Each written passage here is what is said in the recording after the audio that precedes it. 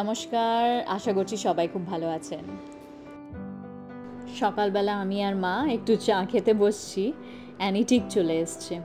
ওর কিন্তু ডেইলি এই বিস্কুটটা চাই। আমি জানি ওদের দেওয়া ভালো নয়, তাও একটু দিয়ে দিই। মানা তো আর করা যায় না। কি মিষ্টি মুখটা নিয়ে বসে রয়েছে দেখুন।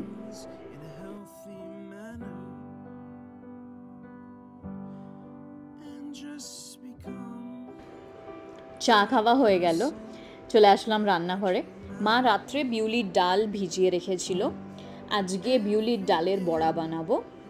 ওই বেশি কিছু না, 2-3টে লঙ্কা দিলাম, 1 ইঞ্চি মতন আদা দিয়ে স্বাদ মতন নুন দিয়ে দিচ্ছি। জল কিন্তু বেশি দেব না, জল যদি বেশি দিয়ে দিই তাহলে পেস্টটা ভালো হবে না।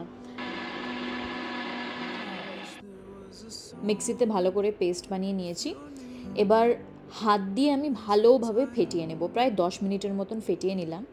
এবার এটা হয়েছে কিনা কি করে বুঝবো? এই যে এরকম বাটিতে একটু ব্যাটার ফেলে দিলে ভেসে উঠবে, যদি ভেসে ওঠে তার মানে ভালো করে হয়ে গেছে। এবার একটা কড়াই বসিয়ে নিচ্ছি, তেল গরম হয়ে গেছে, আমি কুচিয়ে রাখা পেঁয়াজগুলো ঢেলে দিলাম। নাড়াচাড়া করে ভালোভাবে একটু ভেজে নেব। এবার আমি আদা রসুন পেস্ট দিয়ে দিলাম 1 চামচের মতো, আবার ভালো করে নাড়িয়ে ভেজে নিচ্ছি। এবার ওপর থেকে একটু কাঁচা লঙ্কা কুচিয়ে রেখেছিলাম দিয়ে দিলাম। ভালো মতন ভাজা হয়ে গেছে, ডুমো ডুমো করে কেটে রাখা আলুগুলো তেলের মধ্যে দিয়ে দিলাম। এটা ভালো করে পেঁয়াজের সাথেই ভেজে নেব একটু লাল লাল করে। একটু গুঁড়ো মশলা দিচ্ছি, হলুদ গুঁড়ো, লঙ্কা গুঁড়ো।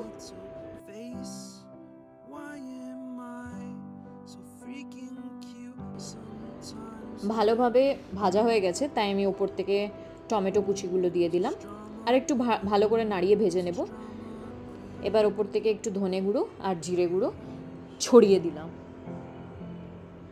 আবার নাড়িয়ে ভালো করে ভেজে নেব। স্বাদ মতো নুন দিচ্ছি।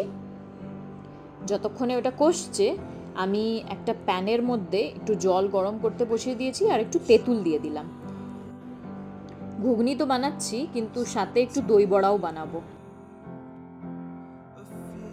একটা কাঁটা চামচের মাধ্যমে তেঁতুলটাকে ভালো করে ছাড়িয়ে নেব। হাত দিয়ে ছাড়াবো ভাবলাম, কিন্তু প্রচণ্ড গরম, একটু সাইডে রেখে দিচ্ছি। ততক্ষণে ঢাকা উঠিয়ে দেখছি মশলাটা ভালোই কষে গেছে ঘুগনির জন্য। এবার একটু নাড়িয়ে সেদ্ধ করে রাখা মটরগুলো দিয়ে দিলাম।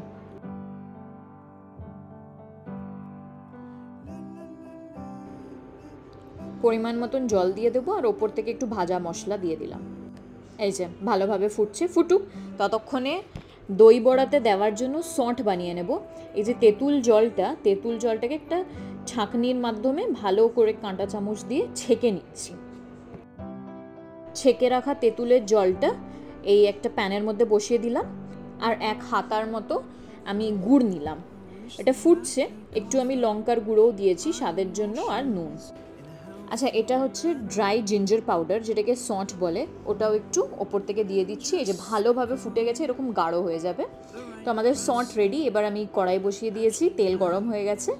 বড়ার ব্যাটারটা, ওটাকে আমি একে একে বড়াগুলো ভেজে নিচ্ছি। এই যে আমাদের ঘুগনি একদম রেডি। ওপর থেকে ধনেপাতা ছড়িয়ে দিলাম। আর এই যে বড়া আমি জলে চুবিয়ে রেখেছিলাম। মা দই খায় না অতটা, তার জন্য মার জন্য ঘুগনি আর বড়া। ভালোই গন্ধ বেরোচ্ছে, আশা করছি খেতেও ভালো হয়েছে। মাকে জিজ্ঞেস করব। আর এই যে আমরা দই বড়া খাবো, পরিবেশন করে নিচ্ছি। আচ্ছা, আগে যে বড়াগুলো জলে ডুবিয়ে রেখেছিলাম সেটাকে আমি উঠিয়ে প্রায় 10-15 মিনিট পর পাতলা করে নিয়েছিলাম দইটা, দইয়ের ভেতরেই চুবিয়ে রেখেছিলাম কিছুক্ষণের জন্য। এবার একে একে করে বড়াগুলো উঠিয়ে নিলাম। ধনেপাতা চাটনি বানিয়েছিলাম, ধনেপাতার চাটনি ওপর থেকে ছিটিয়ে দিচ্ছি আর একটু ওই সঁট যেটা আপনাদের দেখালাম বানানো, ওটা ওপর থেকে ছড়িয়ে দিলাম আর চাট মশলা আর একটু নাইলন সেও। খেতে খুব ভালো হয়েছিল, আমাদের তো ভালোই লাগলো। আপনারাও ট্রাই করতে পারেন রেসিপিটা। ভিডিওটা আজকে এখানেই শেষ করছি। ভালো লাগলে please like, share and subscribe করবেন। Thank you, see you again, bye by.